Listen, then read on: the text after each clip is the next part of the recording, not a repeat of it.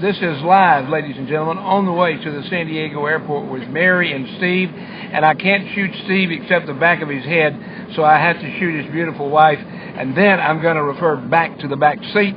We're going to go to the back seat. Mary said go to the back of the bus. So, ladies and gentlemen, we are live in transient from, where were we just at? Ramona, excuse me. Ramona, I'm so sorry. I forgot the name of your city. Ramona. Ladies and gentlemen, this is a live, mobile version of the Wiley Drake Show. Like you hear me say all the time, we don't cut anything, we don't take anything out, we don't add to it.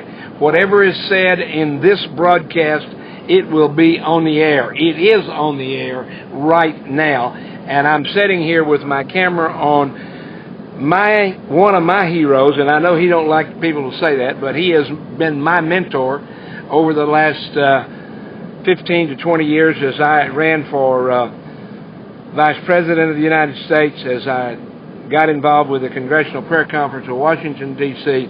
I looked to several men in my life, and one of those was Joe Arpaio, and he is here now, and I'm very pleased to be able to say, Joe, good afternoon, and God bless you. And welcome to the Wiley Drake Show. Thank you. Thank you for your dedication and running for a high office. Well, I was encouraged by Dr. Alan Keyes, and Dr. Alan Keyes encouraged me to do that. And he, by the way, considers you to be one of his mentors as well. And ladies and gentlemen, we have just left the meeting. We had about a 2-hour meeting there. And one of the things that the sheriff likes is when there are some protesters. Sheriff, what happened today? How many were there? Any idea? Well, it's very difficult to find out. You had a lot of deputy sheriffs there. You had many Tea Party people, but I did talk to a few. And as usual, they keep screaming, and I can't get the word in. I'm kind of an expert on facing demonstrators, but that's sad because how else can I get my side of the picture out? But they don't want to listen. It doesn't matter what you say. They have their agenda. They have their hatred, using the race card, and that's not how you solve problems. Amen. Amen. Well, we all know that the talk of the town, so to speak, on the media, most of the media don't talk much about it. We take pride in the fact that we tell the whole truth, nothing but the truth. We don't cut anything or add anything to our broadcast.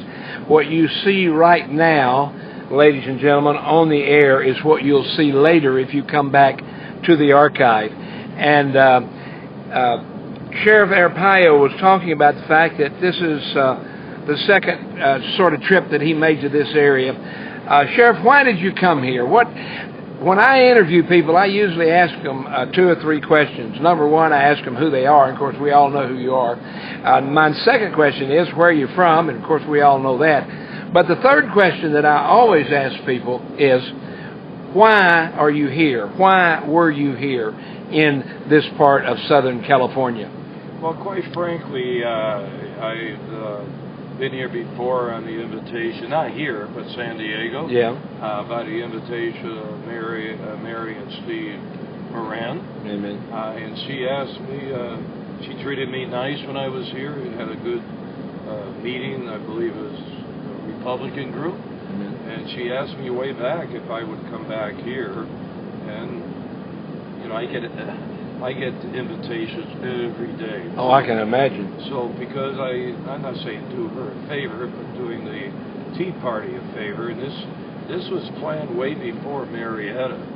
Yeah. It just so happened that occurred too, which, you know, was good in a way because I got to meet with some of the people that participated in the Marietta situation. It became a international news story.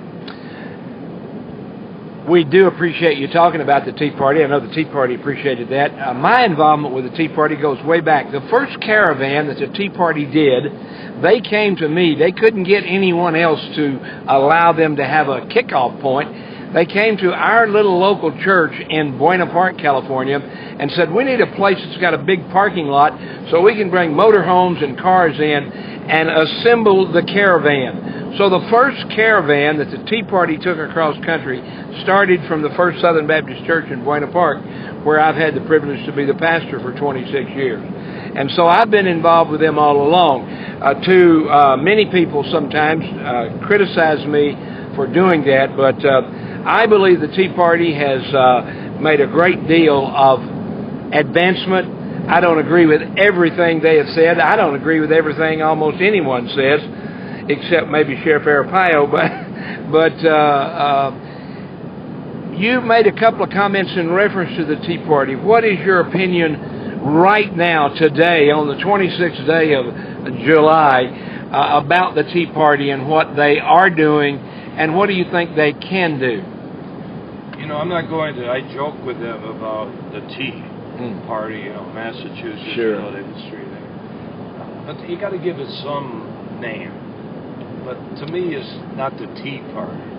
It's all the people that have an interest in our country. Amen. No matter what you call it. And you want to do something about it. You're not happy with government, the way it's being run, taxes, I can go on and on, law-abiding people. And that's, to me, the Tea Party means everybody getting together on the streets and fighting this problem town by town to send a message to the politicians that they're not going to put up with this anymore. So no matter what you call it, it's just bringing the people into the fight against those that want to destroy our country. Amen. Well, we began back in 2000 with a thing that we call Congressional Prayer Conference of Washington, D.C. for that very reason. And we've tried to pull together, and we have now more than 25 groups, one of which is the Tea Party, but they are groups from all across the country, Minuteman, Operation American Spring, and many other organizations that have joined us. And I think you're absolutely right. It's the people on the street. It's the we the people. There was a lady here, came all the way from Orange County down here to see you. Her name is Robbie Vinson, and she's a very active person, not only in the Tea Party, but she started her own little group called We the People Rising. And I think that's exactly what you're saying. I think she's grabbed that sentiment there by saying it is not about necessarily a name, but it is about we the people, and we the people need to be rising. Sheriff, what would you recommend to these groups, if you will, our individuals, what to do? Where do we go from here, and what can we do to take back America? Well, you have so many different groups. The Tea Party is not unified. It doesn't mean it has to be unified, a national organization. But I think there should be some increase in coordination as at least try to get on the right track what everybody is striving for. How you do that is difficult. Bureaucracy, you can go on and on. But the mission should be the same. And if you're going to use the Tea Party as a symbol organization. So that's very, very difficult. You have so many segments that one doesn't know what the other is doing, and that may hurt. But on the other hand, even if you can't get together, you still have these groups pushing for what they feel is correct, what is right. And the Tea Party did do a great job 2-3 years ago, as evidenced by the elections that occurred. Mm-hmm. It kind of went away for a little while. But now I see, especially with this problem of kids coming across our border, where people may say enough is enough. And I give a little credit to Marietta in a way because it stimulated more media attention, even if they have to stop a bus. But it became known throughout the United States. And I think, if you remember, I hate to give credit to the media, but media is a very popular, forceful force. Yes. Just like you are. You're now interviewing me, and you're finding out what makes me tick, and that's getting to thousands and thousands of people, which they never would have known if you didn't have the system you have. So you go through the media and try to let the people know where you're coming from. So, I'm a publicity hound. Everybody calls me a publicity hound. When journalists interview me, you're a publicity hound. I said, okay, but you called me. I didn't call you. Yeah, that's right. So should I just say, forget it? No. I said things there right now. I'm not stupid. I know I said some controversial things, but it's probably never going to hit the media, which is okay with me. But at least the people in the audience know how I feel. Well, and one of the things that we've tried to do, I am in media now, and I am the media, what I call the new media. And one of the reasons why, and I'll just give you an example, not to brag on us, but I heard about Murrieta, and in all honesty, I wasn't really sure where I personally was going to come down on that issue. But the people in Murrieta said, Wiley, you should consider it, and we can't get the media to cover it. So I went down and covered it, and I said from the get-go, I'm open-minded here. I'm not sure what we're doing here, but we're going to cover it. And I encouraged, and I literally embarrassed some of the media into coming, because they said, well, if Crazy Old Wiley is covering it, maybe we ought to cover it, because he covers controversial things. And so then I found out, indeed, what I believed and where I came down on this issue, because one of the first things that made me aware of it was I found out that there was a half a dozen Border Patrol officers on furlough. And I said, why are they on furlough from that area there in Murrieta? Well, they were on furlough because one had tuberculosis. They were on furlough because one had scabies. One was on furlough because he had polio. Now, those three diseases, you and I are both old enough to know when polio was, oh my goodness, but it's been almost not heard of anymore. Same thing with tuberculosis. And yet now, these Border Patrol guys were being put out of work because of these diseases. Where did they come from? Well, they came from those drop-off points where they were bringing all those kids in. And we're all very humanitarian and wanting to save the kids and help the kids. But we're not helping the kids when we let them bring all those diseases into this country that destroys our country. What can we do about that, Sheriff, in reference to, you're a sheriff, I'm a pastor, a member of the media, and member of other organizations. What can we do to try to make the best, if you will, of this great influx? We don't even know how many people are coming in. Well, I take heat. What makes me angry sometimes is when I do things or say things, and yet years later it turns out that, I was right. Mm-hmm. I made an issue of people coming into the United States in my jails. They had TB, and we pinpointed where they came from, a certain area south of Mexico City. Yeah. Boy, I took heat on that. And I took heat when I said a lot of these people that come into our country have disease. Took heat on that. So now all at once we're talking about these kids. But do you think grown-ups don't have disease? Yeah. Why are we just talking about the kids? Why were we not concerned with the millions of people coming into our country illegally that they could carry disease? Because they're not checked at the port of entry. They're sneaking across. They have no checks for health or anything. Why did someone make that a big issue years ago?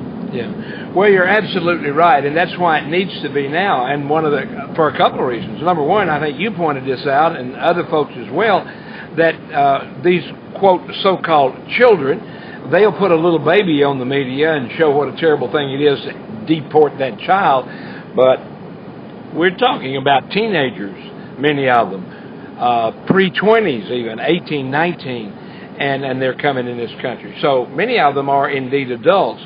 But again, the media, if we're not careful, the media will portray it as, terrible hurting of little children. So I think, again, you've talked about this in many aspects, not only in border control and immigration control, but of just obeying the law. It's against the law to come to America without being cleared health-wise. How do we increase that? How do we increase the, if you will, encouragement to screen these people?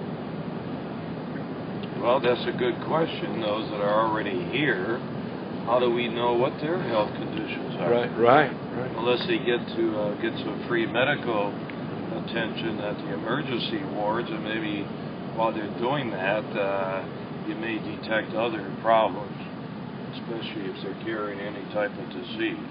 But everybody doesn't go to the medical because they're afraid to, figuring they're still going to get deported. So I do my part. And when they're locked up, we do have medical attention to them. But everybody isn't locked up either. So if I was in charge, I would make a big issue of at least locating these people, try to find out what their health condition is, that have come into our country without any tests or anything else. So that is a big problem. I don't know why people are waiting now when you're talking about little kids that may have a disease. So now it's become and this is good. Once again, I was talking about Marietta as a symbolic. Yes. Because you know the media isn't going to really support. They're going to Marietta. They're going to take the film of all the on the other side. Yeah. I know how that works. Sure. When I have all these demonstrations, they're always taken at the demonstrator. That's what makes news, not the other side. Yeah. So you have to be fair about it, but they're never fair. And I have that every day. They demonstrate against me in front of my building. And it's amusing when, we had 20, 30 demonstrators. I count like 5. Yeah. They get those 5 and they make it look like it's a big demonstration. Yeah. I don't think that's fair. No, I agree with you. It's misleading. Well, I agree with you, and that's why we try to give media a new name with the Wiley Drake Show, because we want it to be the truth, and we don't want to. I don't care which side they're on, and I've had people criticize me because I am a conservative and I ran on the independent party and so on and so forth, and they want to know why I have people on my show and why we talk to people from the quote other side. And the reason we do is that they have a right, and I've heard you say that many times. And when I was saying you're my mentor, it wasn't just because I was trying to flatter you. It was because as a pastor and as a person concerned enough to spend a great deal of time running for office and other things, I realize that we do need to let the other side, if you will, speak their piece and let them say it. Unfortunately, as you pointed out, many times all they want to do is yell, scream, and holler, and they don't want to reasonably talk about it. And that's why I respect you highly, because we know that you do indeed not avoid that kind of issue. You'll let anyone talk and talk to anyone about the issue. Well, Reverend Sharpton, who he is, he led 10,000 people against me down the streets of Phoenix. I said I wanted to meet him. I sent the word. He finally agreed. He came up to my office. Just he and I had a nice conversation. Put the cards on the table. I don't know about reverends. I didn't want to say like in the old days, let's go to the corner bar and have a few and discuss it over a beer. Yeah. But we had a nice conversation. And then right after that, we left the office, went on CNN. Split screen, me against him. Believe me, it was a different conversation than we had in the office. I can imagine. You know what I mean? Yes. So he's got his constituency he has to support, regardless whether it's true or not. Yeah. And that's sad in a way, too. It really is. You got to call it like you see it. So when I think I said in Mexico City, we had a big problem. But I got together with the Attorney General over blueberry pie, and I got things solved. Once again, that's symbolic in a way. Yep. But I was trying to show if you have personal interface, get to try to trust each other, mutual respect. You don't have to agree. I would never give up my principles. On the other hand, at least you can hear and negotiate, maybe change, right? But how do you can't do it if you can't get together. Yeah. You've got to be able to come together and negotiate and to discuss what the issues are before you can deal with them, no matter where your opinion might come down. And that's, again, one of the reasons why I respect what your state has done, what you have done in your state. And we had the privilege recently, for example, one of the things that I've been working on for many, many years as a pastor and as a director of we have a homeless shelter at my church in California, and we take in a lot of families, and we take in a lot of children. And one of the things that we've dealt with is this foster care system that's such a terrible mess. Well, we were pleased to go to your state, as a matter of fact, and met with your governor. And she then abolished CPS because CPS was not doing what it was originally set out to do, and that is protect the children. It was simply taking the children and putting them in foster care. Well, hold on a minute. Thank you for doing that, your group, but that was another big issue. But let me just say this in government, because I lived through 3 reorganizations. Yeah. And the other big disaster is Homeland Security, made up of 150,000 over the situation in New York. So just abolishing CPS and changing the name to something else doesn't mean things are going to change. In fact, when you reorganize sometimes in government, it gets worse. You know that. Oh, absolutely, absolutely.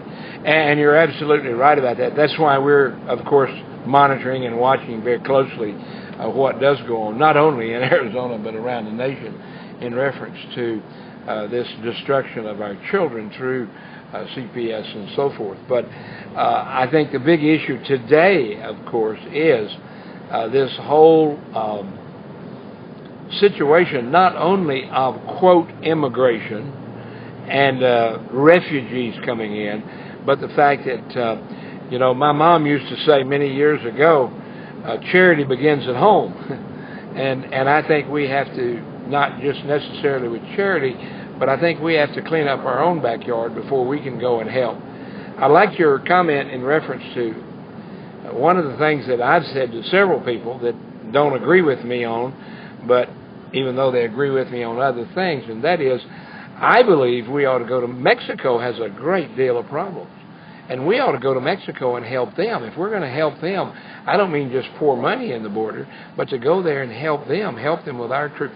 And that's why I like what Rick Perry did. Rick Perry said, hey, I'm putting up to 1,000 men there on the border. Now, yeah, they're on our side, but they could be used even over in Mexico if Mexico would invite us. How do we get the border countries and the border areas to invite us in to help them? Well, we have agents in Mexico, and all different agencies, but they're not really operational. Briefcase, exchanging intelligence, giving them helicopters. I'm talking about operations. That's how we used to do it. That's where you really get the job done, on the street. Yeah. They're in the hills. Now, when you say operation, you're talking about on the street, working with the dealers, working with the people, right. and I did it. I worked undercover for years in the hills of Turkey. I used to bring 4 cops with me to make the arrest. Although most of the time I had to make the arrest. Gun battles all the time. But I was there. I was the one paying the informers. I was paying for their gas.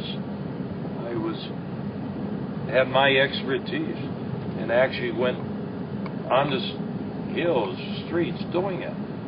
And that's how you do it, because Mexico, regardless of what you hear, they don't have all the experience. So why would they turn down all this experience, which comes along with money too, by the way? We're not asking them to pay for the gas of our equipment, and our agents are free. We're paying for it. They don't pay for anything. So why not? Yeah. But I'm going to say again, I was shocked at the comments they made, complaining about 1,000 Border Patrol on our side. Yeah. They ought to be happy and say, well, that's great what you're doing if they slip by us at least you're going to catch them before they get into the interior of the United States. So thank you for at least doing that. And then maybe say, could you kind of send a few over on our side? Now, I can give you a bureaucratic program, and that's not going to hurt. And I suggested this to some people running for governor. They wanted my ideas. Okay, if I was a governor and I don't have the authority to go into Mexico unless I could get the Mexican police on that side to invite us in. I'm talking about the Department of Public Safety. I'm not a federal guy.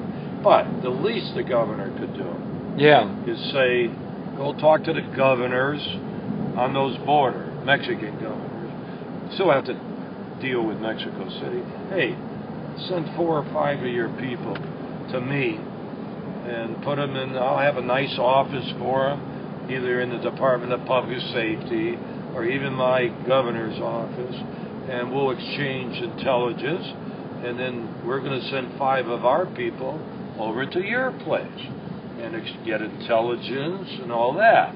We're not saying we're going to bring the guns over there if they're compared about.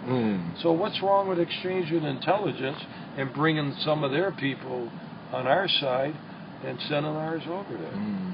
I don't know. Has anybody ever thought of that? That's only common sense. Yeah, well, right? And I think that's one of the things most people like about you, and I know I do, and that is you not only look at it and analyze it from an intellectual point of view, but from a practical, common sense point of view. That's the only way I look at it. Yeah. And, but then I understand politics, too. Yeah.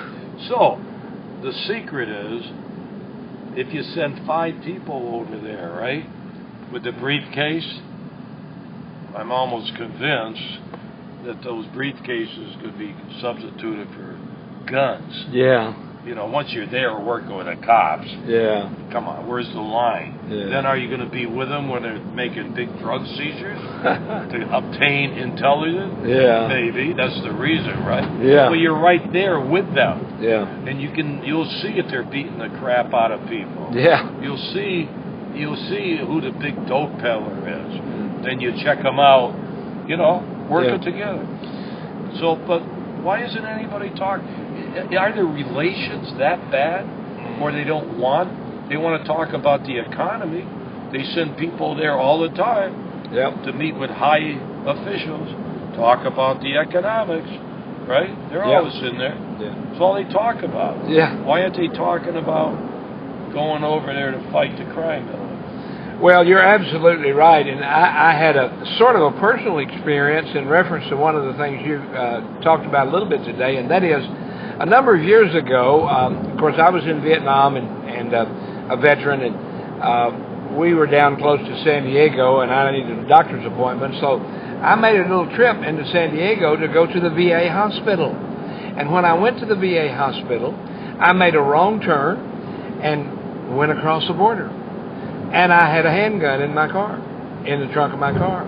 I pulled up to the border station, and they said, do you have any weapons? And I said, I'm not sure. I think I may have a handgun in the trunk. So he said, pop the trunk. I popped the trunk. They checked it, looked at it, said, do you have a permit for it? I said, no, we don't need a permit for a gun in California. And it's just a private gun. And so they said, okay. And they said, where are you going? I said, well, I didn't come to Mexico. I made a wrong turn and came across the border. And they said, okay, you turn and get out of here.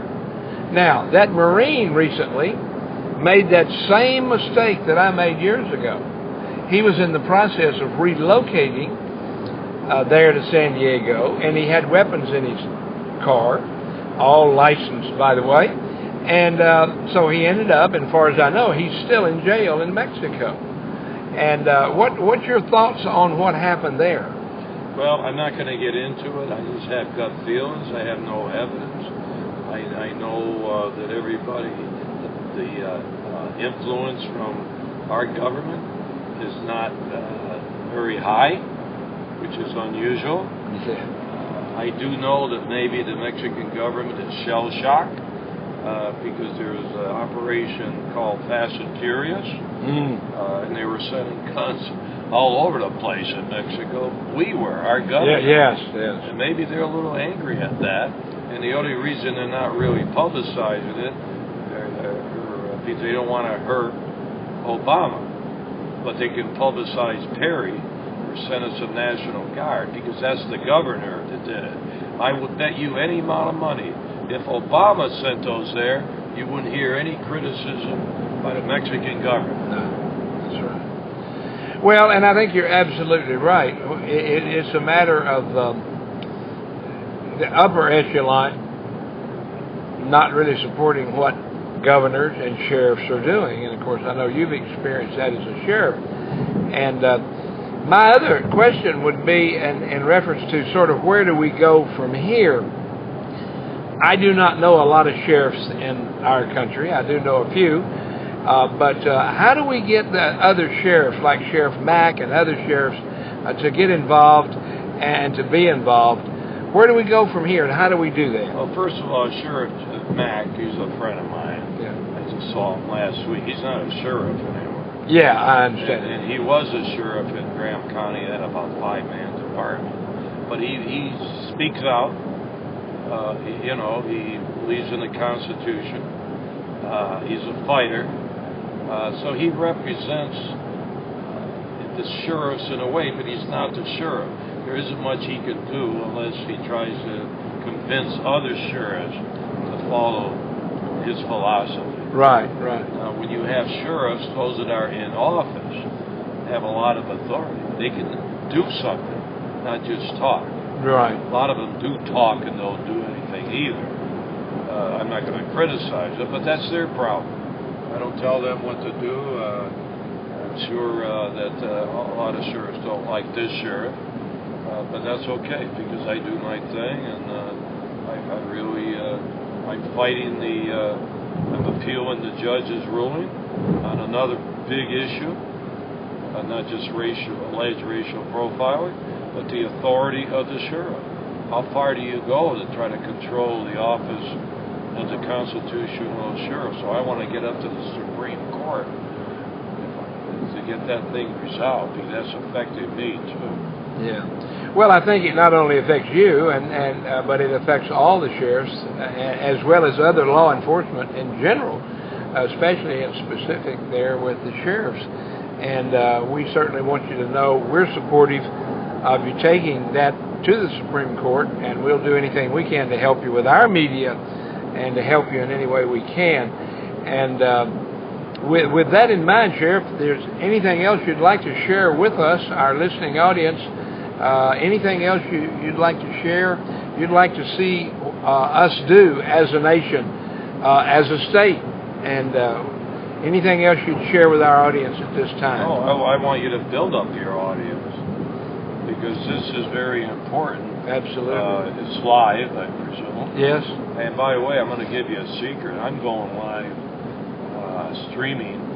I'm just waiting for the situation to publicize it. So you're going to be seeing a lot of things this sheriff is doing live, even on the streets when they're knocking doors down to seize drugs, and also press conferences. I'm tough on animal cruelty. I had a situation just briefly where a dog mauled a young kid. But the judge finally agreed to let the dog live, so I agreed to take the dog in my jail where I have dogs that have been abused. So I have Mickey behind bars. I can't adopt him out, no probation, no parole. But I'm going to install cameras in there in 2 weeks. So the whole public around the world, because this has been a big story, will be able to look at that dog 24 hours a day on our web. That's just one little thing, how important this is to me. Amen. So this is how you get by. This is how the people will listen to you because they know they're going to get two sides of the story. You can't get that from these national media. They're all worried about selling Coca-Cola advertising. Yeah. You aren't. That's exactly right. Exactly right. And that's why we started. In fact, the matter is, just coincidentally, in 1987, my dear wife and I made a trip to Julian, which is just 22 miles from Ramona. and we had taken a trip there because my mother-in-law suggested it was a good place to go to get away and have a weekend together. We went to Julian, but we went there for a purpose, to decide whether or not we should try to broadcast our ministry. We were pastoring a church in Southern California. I'd been on a few radio and TV shows, and so we went away and spent a week there. And in 1988 and 89, we considered it again, and then we began to do what we thought was a little bit unique, and that's why I'm glad to hear you say that you're going to be live streaming. We've been live streaming this show, the Wiley Drake Show, now for almost 10 years, and God has used it miraculously. It's been amazing the number of people that have watched and participated in what we have been involved in, and that's why, even though we didn't win, we gave them a good run for their money back in 2008, and it was because we were live streaming, and we didn't have the money that the other politicians had, but we did have live streaming. So I'm very pleased to know that you're going to be doing that live streaming, and anything that you stream, we will double stream. We'll put it back up on our stream as well. And that's one of the beauties of this live streaming. It is. I did the live on the birth certificate. Yes. But see, what's good about it, I don't want to criticize the media, but when I have a press conference, they take sound bites. Yeah. I do the whole thing live. So, hey, wait a minute. I didn't say this. I just look at it. I don't know if the media is happy with it, but who knows? Maybe it could be more honest and balanced. I don't know. I don't do it for that reason. I think the people have a right to see it quickly. Amen. Right away. Amen. In action. Absolutely, and that's why live streaming is so valuable, and that's why what we do. For example, Mike Zullo, who is on your posse, who put together a lot of the evidence in the case that you're referring to, and the case that went all the way to the Supreme Court was the Drake v. Obama case. Most media representatives don't even know that. They'll say, who the heck is Wiley Drake? And an AP reporter said the other day, well, he's the guy that the case, Drake Keys versus Obama, went all the way to the Supreme Court. And a lot of the information in that Supreme Court case, guess where it came from? It came from your posse. A lot of that evidence. And we put that evidence out all the time. People can call us up. They can go online. They can get that evidence. They don't have to go through Sheriff Arpaio. They don't have to go through anybody else, any media. They can get it from us immediately. And that's the benefit of that. And I'm glad to see that that's what you're going to be doing, not only in fact, one of the new things that we've just gotten into, coincidentally, I have a couple of friends in California over in the Hollywood area that have become they're very animal rights folk, Save the Wolves and some other organizations, and cruelty to animals, and we were the only ones that would put that footage up on the live streaming. So I'm glad to see that you're going to be doing that as well, and I appreciate what you're doing. I wonder what technology is. You know, I don't have a iPad. I have a Smith Corona typewriter. I don't have a computer. I wouldn't know how to use it, and I just don't want to get involved. I want to do it the old-fashioned way. I want to talk to people. Yeah. You know, but it's difficult these days. Well, that's one of the things. So it is difficult, but at the same time, it's becoming easier and easier. Here we are doing something that, we're doing a live internet broadcast around the world, sitting in the back seat of a car with nothing more than a little iPad. And this will all be up. It's up right now live. People are watching this all over the country. And as soon as we finish, I'll hit a button that will say publish, and it will go to our archive. And you or anyone else can go online and say, I want to see what they talked about on the way to the airport, and they can zap it and it's up there. We also give them the freedom to highlight it, cut and paste it, do anything they want to with it. We don't restrict them in any way. So if you have a highway patrolman stop this car and they get into altercation, I presume you could send that around the world live. Absolutely, we can send it around the world live. In fact, we've done a few of those. We've had some things up in our area. I take this thing with me in my car all the time, and I'm always ready. You know. Wow, it's tough being in public service. Yes, absolutely, absolutely. Absolutely. Well, ladies, give this to all my deputies when they patrol and do things live. Yes. I don't know how much money it costs. Well, it's not very expensive. It's not very expensive. We're starting with a... And if we can help in any way, I've got a couple of people, young fellows that work with me, and they're all on a volunteer basis, by the way. I don't pay them anything. They do it as a donation to our ministry. And if they can help in any way with your people, just from the technical point of view, because I'm not very technically minded either. They've taught me how to use the equipment, but as far as what goes up and what comes down, that's their business. But if we can help in any way, we certainly would appreciate the opportunity. So just let us know. Amazing. It's amazing what you can do, and amazing what's available nowadays. Well, Mary, thank you very much for allowing me the privilege to be in the back seat with Sheriff Joe, and I appreciate you and Steve.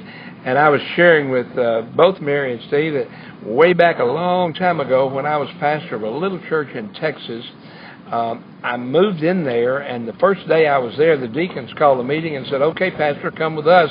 They took me across the street to the volunteer fire station and said, "Do you know how to drive a truck?" And I said, "Well, not really." They said, "Well, you got to learn how to drive this fire truck." Because the preacher lived right across the street from the firehouse, and they had a volunteer fire department, and if the fire alarm went off for a grass fire or something, or a house fire, the pastor had to drive the fire truck. So I had to learn how to drive the fire truck immediately. And and when he was saying he had to go to work the other night as a fireman, I told that story, and I remembered some of the things that we did in years ago in fighting grass fires. And our hearts and our prayers go for you, Steve, because we know in this dry part of the country that we're in now, your job's going to get even more difficult as time goes on. And I want to say thank you to Steve and to Mary for having us. And Sheriff, it looks like we're getting pretty close to the airport. Get back to my home. And you can get ready to go home. Camera is still rolling. Anything you'd like to share at this point? Make a comment or whatever you'd like to say. Well, Reverend, I want to thank you. I want to thank you for your dedicated service. You were running with a great guy, and President and Vice President. And you're still continuing the fight through this great technical electronic equipment. So that's a very powerful medium. It is. It is. And we want you to know that as you go upstreaming, we'll be glad to help you any way we can. As well as anything you're doing, we want certainly to help. And we'll carry anything that you have live on our streaming as well. And we film and stream 7 days a week. And we use it not only in our church and in our community, but around the nation. So, ladies and gentlemen, this is going to be the termination of the Wiley Drake Show. We're at the airport, and we're going to say goodbye. God bless you. Remember, the theme for this program since the year 2000 has been 3 words: justice, mercy, and faith. All 3 of those come from 2 scriptures, Micah chapter 6:8 and Matthew 23:23. And that's been our theme at the beginning, is now, and will be as long as we continue. Sheriff Joe Arpaio, God bless you, and thank you for being on. Thank you. All right, that's a wrap. What part of Texas were we in? We were right on East Texas border. Oh, east. Right there by Texarkana.